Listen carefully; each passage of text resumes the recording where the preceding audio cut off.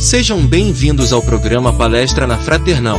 É com imensa alegria que estamos recebendo o palestrante e apresentador do programa Semeando a Boa Nova e Espiritismo na Madrugada, Turíbio Oliveira, com o tema Resignação. Rádio e TV Fraternal, sempre em sintonia com você.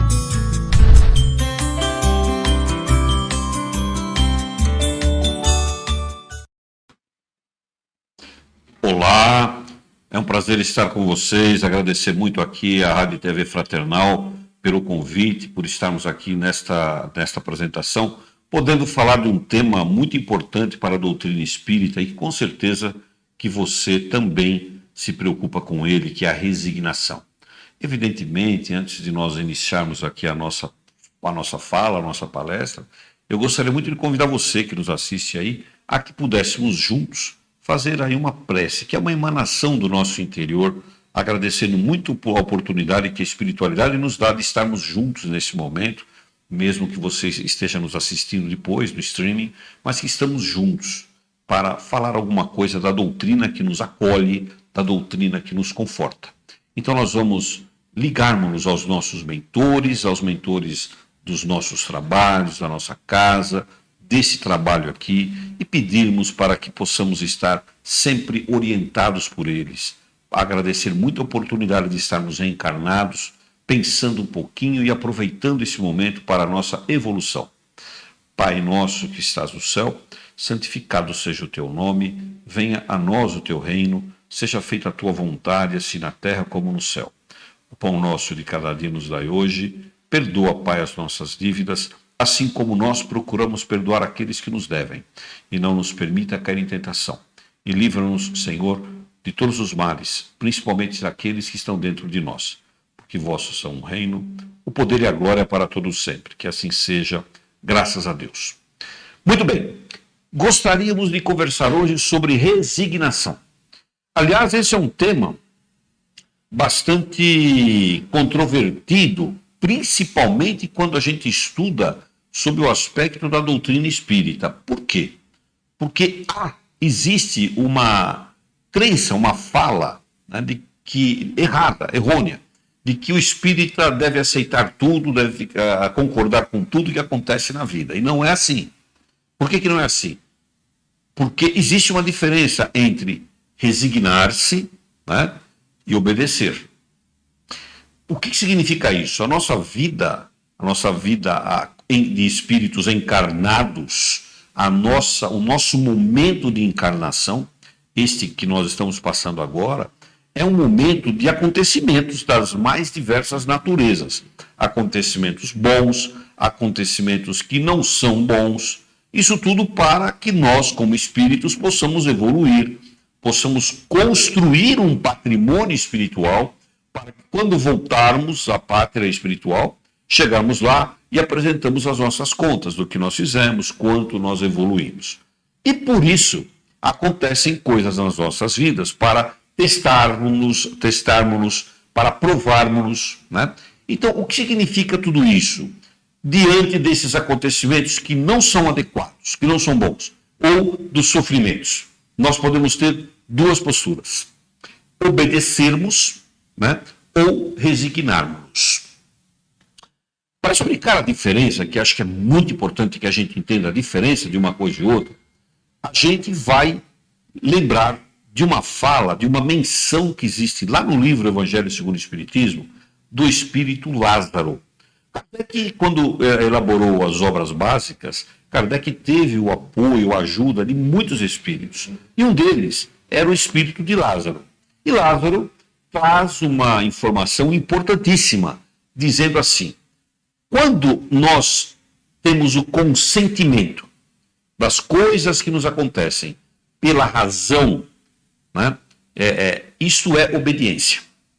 Ou seja, você está passando por uma dificuldade, está passando por uma doença, por uma tribulação qualquer na sua vida, que não é muito adequada ao seu ponto de vista, e você sabe que pela razão você tem que passar, porque é uma doença, precisa tomar os remédios, é uma dificuldade momentânea, um desemprego, qualquer tipo de situação, e você sabe que a razão, e sabe por que está acontecendo, tem uma razão objetiva, clara, para o acontecimento. Isso, segundo Lázaro, é obediência. Porém, quando você passa por tudo isso e aceita, consente que isso aconteça na sua vida, você entende que isso aconteça na sua vida com o seu coração, isso é resignação. Então, a obediência é o consentimento pela razão. E a resignação é a aceitação, é a obediência pelo coração. Você pode não concordar, não gostar, mas você aceita, você concorda, porque o seu coração sabe que isso é bom.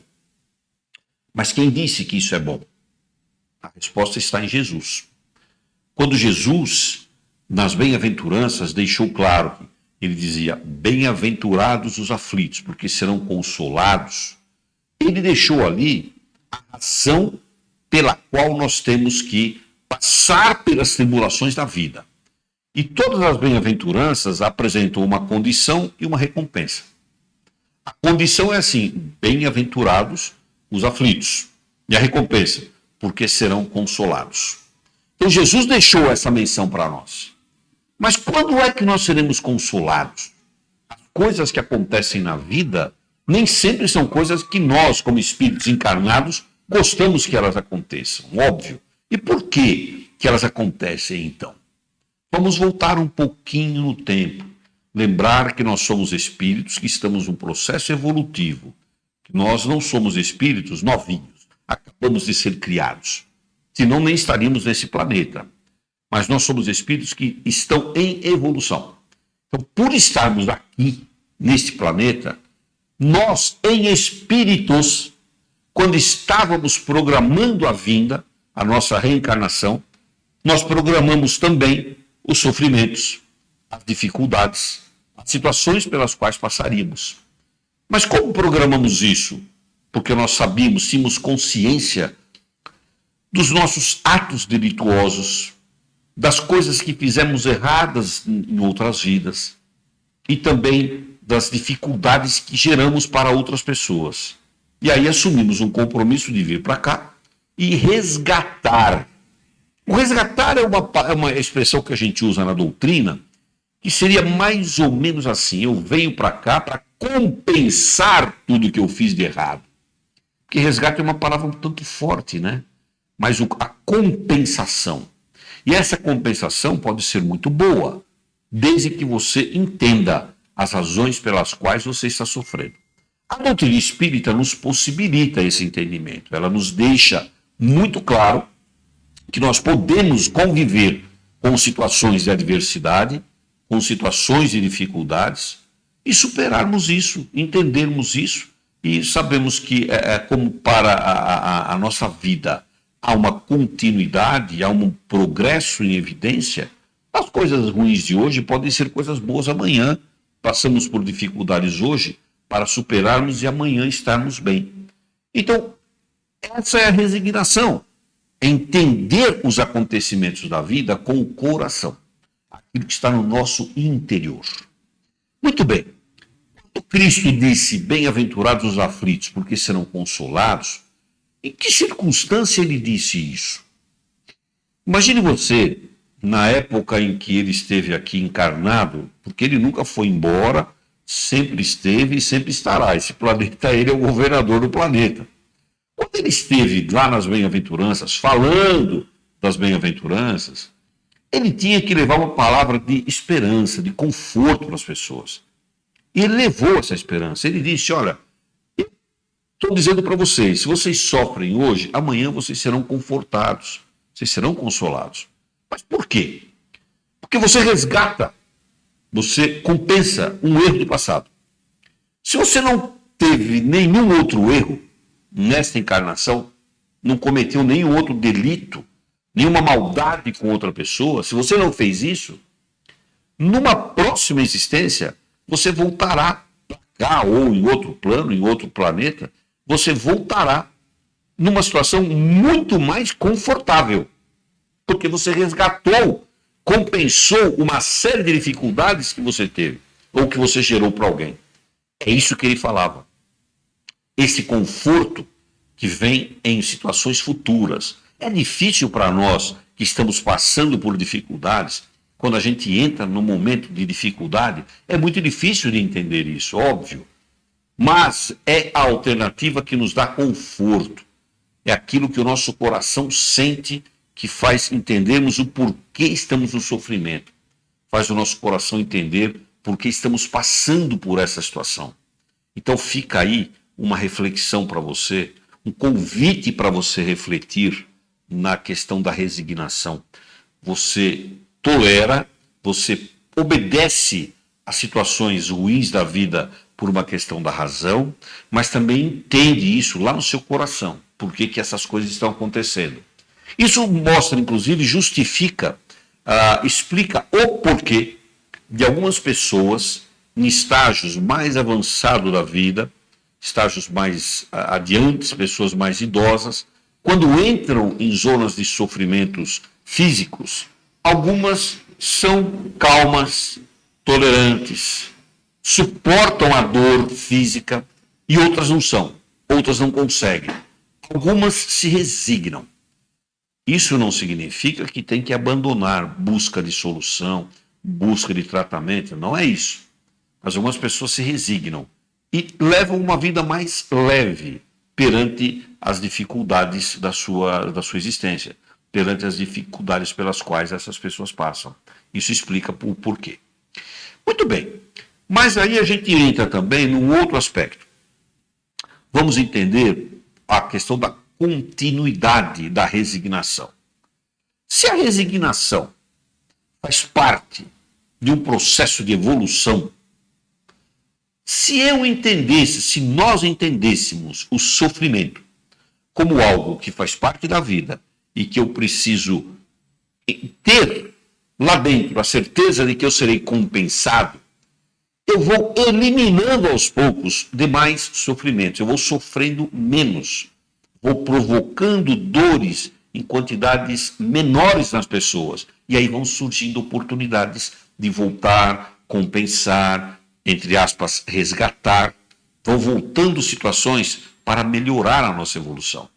Eu queria contar uma historinha para ilustrar de um grande autor espiritual, que é Humberto de Campos, o nosso querido irmão X. Humberto de Campos traz uma história pela obra de Chico Xavier, né? Lá o Contos e Contos. Tem uma história de uma moça que vivia com a sua mãe, mas era uma pessoa extremamente desobediente.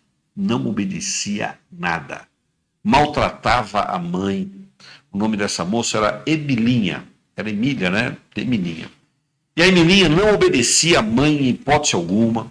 Maltratava a mãe. A mãe era uma pessoa extremamente religiosa. A mãe frequentava a casa espírita. A mãe conversava com ela. Emilinha, muda o seu jeito de ser. Ela falava, mãe, você virou uma beata. Você vai no centro todo dia. Você só fica rezando. Quando chegava a visita, a Emilinha maltratava as visitas. Era uma situação desgastante para a mãe. Mas a mãe sempre, absolutamente sempre esteve resignada. Sempre entendendo tudo o que acontecia. E a mãe chegava, inclusive, quando chegava na casa espírita, chegava lá e colocava o nome dela no caderno de vibrações. Que as casas espíritas, em geral, tem lá o seu caderninho de vibrações, a sua fichinha, que você coloca o nome de quem você gostaria que a espiritualidade atendesse. E a mãe sempre colocava o nome dela, sempre a espiritualidade estava lá tentando ajudar a Emilinha. E a Emilinha não aceitava isso, né? Não aceitava nenhuma informação contrária ao seu interesse. Ela não aceitava. Bom, não havia outra alternativa, né? A mãe falava muito, tentava demovê-la do comportamento irascível, ruim, brava toda hora, xingando a mãe. Mas não tinha alternativa. A mãe tentava, mas ela não se melhorava. Não teve jeito. Bom, como sempre, passa o tempo, a mãe desencarna e ela também desencarna. Só que vão para lugares diferentes no plano espiritual.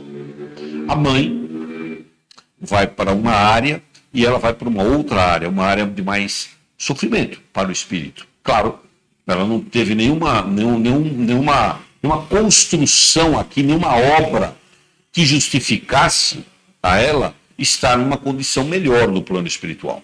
Bom, e ela então, ela clamava pela assistência da mãe. Ela ficava o tempo inteiro chamando a mãe. Mãe, cadê você? Mãe, cadê você? E a mãe ia até ela. Mas dada a diferença de frequência vibratória entre uma e outra, a Emilinha não conseguia enxergar a mãe, ela não via a mãe. A mãe estava numa frequência vibratória diferente, era um outro espírito, aceitou com resignação os fatos da vida, inclusive a filha que a maltratava. E ela vivia numa outra esfera de vibração. A mãe conseguia ver a filha, mas a filha não conseguia ver a mãe. Era uma discrepância muito grande de faixa vibratória. Até que chegou um dia, o mentor lá da Emilinha, chega para ela e diz assim: Emilinha, nós vamos atender o seu pedido. Você vai conseguir ver a sua mãe. E aí permitiu que ela enxergasse a mãe. Mãe, você está aqui, que coisa linda, etc. Me ajuda. Puxa, que coisa boa, não sei o que, para lá. E a mãe, então, fica feliz, conversa com ela. Mãe, me desculpa, eu não sei por que eu fazia tudo aquilo para a senhora. Eu a maltratei, eu fiz tudo errado na vida, me desculpa. Eu podia ter sido mais obediente, não sei o que, para lá. E a mãe, como sempre diz para ela: minha filha, eu me resignei muito perante tudo isso. Eu sei o seu sofrimento, mas o mentor tem uma notícia para te dar. E o mentor falou assim: muito bem. Nós permitimos que você enxergasse a sua mãe, que você a visse, porque agora a sua mamãe vai reencarnar. Chegou a hora dela reencarnar. Isso muito tempo depois, é evidente. E aí a Emilinha disse assim: puxa, então eu posso ir junto? Não, Emilinha, não é, você não vai poder ir junto. Você precisa continuar aqui ainda, para compensar, para você pensar em tudo que você fez e aprender muito ainda antes de voltar. Mas eu preciso ir com a minha mãe, eu prometo que eu vou ser uma boa filha. Aquelas coisas que os espíritos fazem, todos nós fazemos quando estamos lá em espíritos, antes de voltar. Aí o mentor diz assim para ela: pois bem, menina, você então vai fazer o seguinte: a sua mãe vai reencarnar, vai voltar, e nós vamos permitir que daqui a algum tempo você também volte. Só que você vai voltar agora numa outra condição. Você vai ser uma serviçal na casa da sua mãe. Você vai aprender a obedecê-la. Porque se não houver a obediência agora, você vai comprometer a sua reencarnação. Você vai sofrer e muito. Mas não é agora, é daqui a algum tempo. Então vejam que interessante, né? A ausência da obediência e a presença da resignação. A razão dizia para aquela moça que ela deveria ter obedecido à mãe quando estava aqui, e não obedeceu. Ela infringiu a lei da razão, a lei maior do amor, e não usou a resignação, mas a mãe usou a resignação. São comportamentos que alimentam a alma, alimentam o espírito.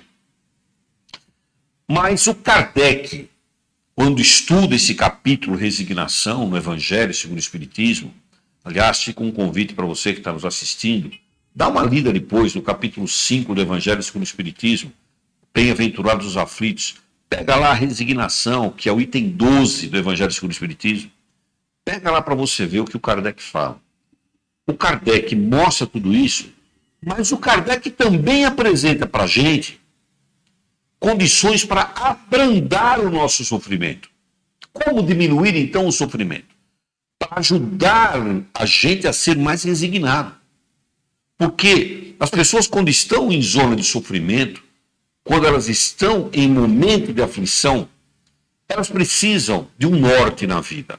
E aí a gente busca uma casa espírita, qualquer outra religião, desde que seja uma religião dotada de conhecimento moral, que nos aproxime de Deus e fale da continuidade da vida, não tem problema algum. Mas vai buscar uma ajuda espiritual. E a casa espírita dá ajuda. Só que a casa espírita, baseada no ensinamento de Kardec, também ensina a pessoa, também mostra para a pessoa como abrandar as dificuldades, como diminuir esses problemas da vida. E o Kardec coloca isso de uma maneira muito clara dentro do Evangelho segundo o Espiritismo. Que talvez nós, você aí, a gente que lê o Evangelho, talvez nunca tenhamos tanta atenção para como abrandar esse verbo, né? Abrandar o sofrimento. E o Kardec diz assim, existem várias coisas que você pode fazer para ser mais resignado. Não é ser uma pessoa neutra, viver neutramente, sem se envolver com nada, aceitar tudo. Não é isso. Nós temos inteligência por quê?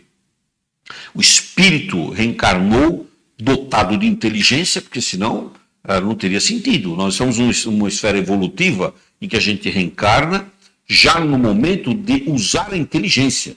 Somos espíritos que usam a inteligência. E aí a busca de soluções, buscas por intermédio da ciência, busca por intermédio da medicina, por intermédio de outros amigos, a gente vai buscar soluções para os nossos problemas. Mas o Kardec dá ali um arquétipo, vamos chamar assim, um corolário de situações que a gente pode praticar para diminuir o nosso sofrimento, que é praticar a brandura perante os acontecimentos da vida, para que nós possamos trabalhar melhor essa nossa acomodação. E uma das primeiras coisas que o Kardec fala é a gente dar valor para a vida espiritual. Estarmos atentos à vida espiritual. Então eu vou viver só pensando na questão do espírito? Não, não é assim. Você está numa vida material, num planeta material, que exige de você vida também material. Mas a sua vida também é espiritual. Pare e pense uma coisa, você que está aí assistindo agora essa nossa fala. Quanto você dá de valor para a sua vida espiritual? Quantas vezes você para e faz uma prece para agradecer por estar reencarnado como espírito? Quantas vezes você pensou na sua evolução espiritual, na sua modificação pessoal? Então Kardec fala isso para a gente. Nós deveríamos nos preocupar com a nossa vida espiritual. É uma questão de diminuir o nosso sofrimento. É a brandura perante o sofrimento. Ou seja, a preocupação com as coisas da vida do espírito. Nós, seres encarnados, precisamos ter essa preocupação. Porque o espírito vai continuar. Né? Então, vamos nos preocupar com a nossa vida espiritual. Você frequenta um culto religioso? Não precisa ser o espiritismo. Qualquer culto religioso, de novo, desde que seja de ensinamento moral, que mostre para você de onde você veio, por que você está aqui, para onde você vai, e que fale da reencarnação. Você frequenta algum lugar que fala isso? E que pratique o bem, a caridade. Se você faz isso, você já está tentando abrandar o seu sofrimento, que é uma das condições que o Kardec diz para a gente abrandar o sofrimento. A outra condição que o Kardec coloca para a gente é o contentamento com a nossa posição. Essa é uma questão que o mundo material nos afronta a todo instante. Por quê? Todos nós temos uma posição no mundo em que nós vivemos. Em algum momento nós somos líderes de alguma coisa, em outros momentos nós somos subalternos, em alguns momentos nós somos trabalhadores do Cristo, em alguns momentos nós somos sofredores do Cristo, com o Cristo. Em alguns momentos nós somos pessoas que convivem numa família que é desorientada. Em alguns momentos a família se orienta. Qual é a sua posição na sociedade? O que você faz na sociedade? O que você ocupa na sociedade? Como você trabalha essa posição? Nós temos que nos contentar com essa posição. O Pastorino, naquela obra maravilhosa dele, né, o Carlos Pastorino, Minutos de Sabedoria, que todo mundo já leu, que é uma obra clássica, diz assim: você ocupa a posição que você está hoje, é a melhor que tem para você. Então, trabalhe bem essa posição, qualquer que seja ela. Não existe posição melhor ou pior. Existe a razão ou porquê de você estar aqui. Então, isso faz com que também as nossas aflições sejam diminuídas. é a brandura para as nossas aflições. A gente se contentar com a posição que nós temos. Uma outra coisa que o Kardec diz também é: você quer abrandar as suas dificuldades, as suas aflições? Não tenha inveja dos outros. A inveja é um problema, porque no momento em que você começa a se invejar da posição dos outros, da situação de outras pessoas, você esquece de si e deixa de lado a sua evolução. E a inveja, ter inveja de outras pessoas, é uma coisa perigosa, porque na essência é um outro espírito que também não tem tanta evolução quanto você, porque senão não estaria aqui, e que tem vícios, defeitos, mas também tem virtudes, diferentes dos seus, ou alguns até iguais. Por que você vai invejá-lo? Por uma condição material? Por uma condição que ele está vivendo? Vou dar um exemplo para vocês. Lá final dos anos 90, quando eu comecei a fazer um trabalho que nas casas espíritas a gente chama de samaritano, né? Quando a gente vai na casa das pessoas para dar assistência para as pessoas, um trabalho que eu fiz muitos anos na casa espírita, acho que umas 2 décadas, pelo menos aí, uns 10 anos, 15 anos. Mas fomos convidados, o nosso grupo, a visitar uma pessoa que estava doente. E nós fomos na casa da pessoa. Posso dizer para vocês que era uma casa muito bonita, materialmente falando. É aquilo que a gente chama da casa mais bonita da rua, né? Você passava naquela rua, eu não vou dar detalhes aqui porque não tem sentido isso, né? Mas a casa era uma casa muito bonita. Você via que era uma família de posses, família com posses materiais muito boas. E essa família morava numa casa magnífica, muitos cômodos, serviçais, uma coisa linda. Quando nós chegamos lá, o nosso grupo, nós perguntamos assim: quem é o doente? Quem é a pessoa que está precisando do atendimento? E aí nos levaram até um cômodo da casa. E nessa casa, nesse cômodo, era um quarto que lá existia uma UTI.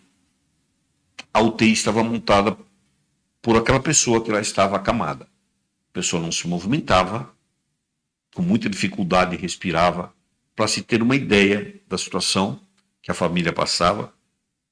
Eles tinham um convênio com a companhia de energia elétrica para não faltar energia elétrica na casa em hipótese alguma, porque o respirador era artificial. Se faltasse energia elétrica, aquela pessoa entrava em óbito, desencarnava. E a gente olhava aquele quarto da casa, tudinho aparelhado, uma UTI de fato, de verdade. Nós fizemos todo o tratamento, etc. Ali ficamos vários meses tratando a pessoa, aplicação de passe, leitura de evangelho.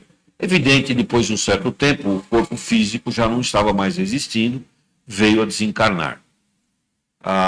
Aí a gente diz assim, quando você passa na rua, vê alguma coisa bonita, você sente inveja daquela casa?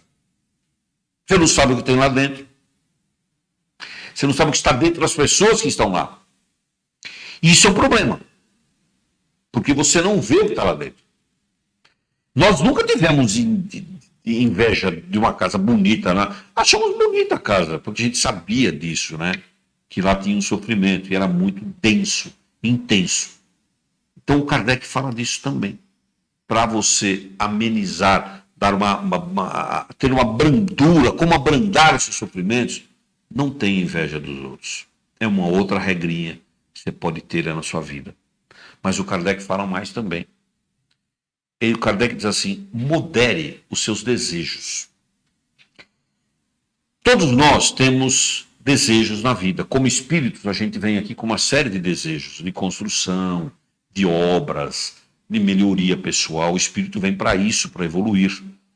E por trás disso tem o nosso sentimento de evolução, o nosso sentimento de construção e os nossos desejos. Então, Kardec sugere que a gente modere os nossos desejos.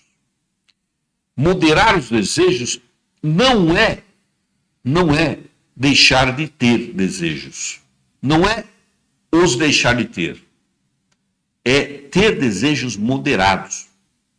Quer um exemplo?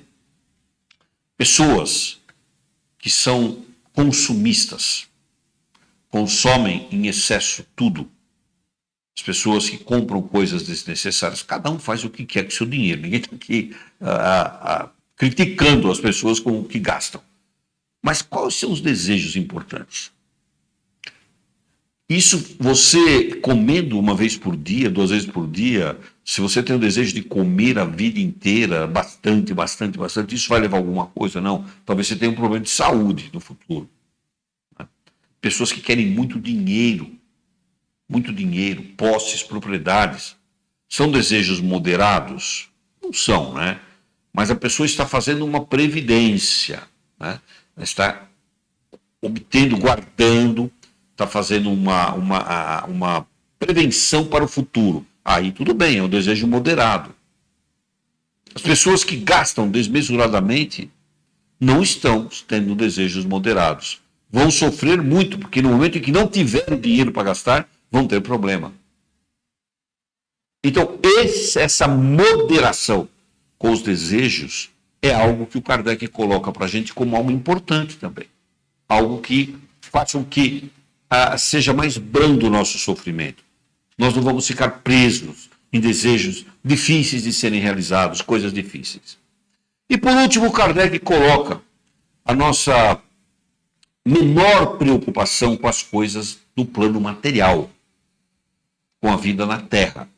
Óbvio que o planeta está aqui, precisa de nós precisamos interagir com ele, nós precisamos ajudar o planeta. O planeta está doente, as pessoas estão doentes. Cabe a nós ajudarmos as pessoas e o planeta, mas não estarmos preocupados excessivamente com as coisas do planeta que estão à nossa disposição. A sua residência, o seu bem patrimonial, tem tudo a ver com as coisas anteriores. Então, lembra bem, você tem que se preocupar adequadamente. São formas que o Kardec nos ensina para abrandarmos o nosso sofrimento. É a brandura dos nossos sofrimentos. Então, isso nos leva a ficar mais resignados. Quando você fala assim, então eu vou encarar a vida sob um aspecto mais espiritual. Isso ajuda na resignação. Você fala assim, eu vou me contentar com a minha posição. Faz com que você se resigne. Não vou ter inveja das outras pessoas. Vai fazer você se resignar. Vou maneirar nos meus desejos. Se resigna. E vou também atribuir o valor correto para as coisas do planeta. Vai ter uma resignação. Para ajudar tudo isso, lembra da prece. A prece que é um veículo que te liga a Deus. A prece que faz com que você se sinta bem. Conversa com o seu mentor por intermédio da prece. Fala com o seu mentor. Liga-se com o Criador, de onde você veio. Ligue-se com os emissários de Jesus por intermédio da prece. Que eles estão aí, às vezes o mentor está do teu lado querendo te dar informações para ajudar você a amenizar o sofrimento, ter uma brandura menor, e você está fechado para isso. Vai lá no Evangelho segundo o Espiritismo. Lê a prece para se resignar. É uma prece linda, aliás, eu vou ler a prece aqui para você ver como é uma prece muito perfeita. Ela diz assim, quer ver? Vou ler até para ler exatamente como está aqui, né? Ela diz assim, eu sinto, ó meu Deus, a necessidade de vos rogar, pedir a você que me dê a força para suportar as provas que estão comigo. Permite que a luz se faça bastante viva em meu espírito, para que eu aprecie toda a extensão de um amor que se aflige em querer me ajudar, em querer salvar-me. Eu me submeto com resignação. Ó meu Deus. Mas, ai de mim, a criatura é fraca, é tão fraca que, se vós não me sustentais, temo sucumbir. Não me abandoneis, Senhor, porque sem vós nada posso. Esta é a prece para pedir a resignação. Está lá no Evangelho segundo o Espiritismo, é o capítulo, a prece número 30, do capítulo 28. Se você for lá, você vai ver. Tá? Exatamente assim. Você está dizendo, eu estou resignado, mas me ajuda a manter firme essa minha resignação. Mas você precisa dar alguns passos. E o primeiro passo é entender aquilo que o Kardec falou para a gente. Leve uma vida mais despretensiosa do ponto de vista da matéria e valorize a vida espiritual. Você precisa da matéria. Sem a matéria você não vive. Mas a vida espiritual é a mais importante. Ela precisa muito de você, dessas reflexões. Muito obrigado por você ter nos ouvido até agora. Obrigado por ter estado conosco. Pare e pense um pouquinho na resignação como algo que pode melhorar a sua vida. E compartilhe o link que outras pessoas podem estar precisando do Espiritismo. Um ótimo trabalho para você. Uma ótima noite. Fique com Deus.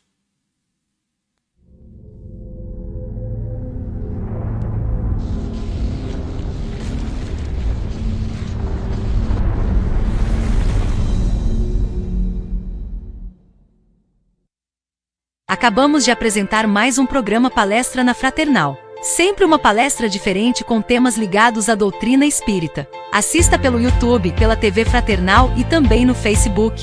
Ouça pelo aplicativo da Rádio Fraternal e pelo site fraternal.net.br. Rádio e TV Fraternal, sempre em sintonia com você.